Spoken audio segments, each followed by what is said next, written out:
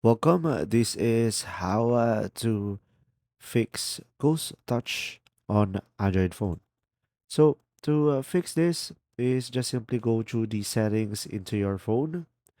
Now, once you are here on the settings, you can just simply go ahead and scroll down and you will find over here display. Now here on the display, you should be able to scroll down and you will have an option over here, accidental touch protection. So from here, this will fix ghost touch, or you could go for touch sensitivity as well. You can turn it off in order for your cell phone to not have a ghost touch.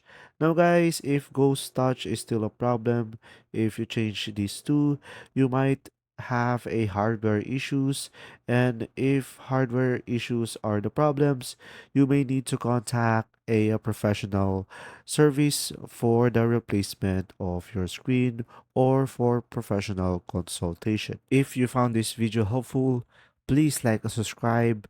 And if you have any questions, just simply go ahead and comment down below, and we will do our best to answer them all. And see you in the next video.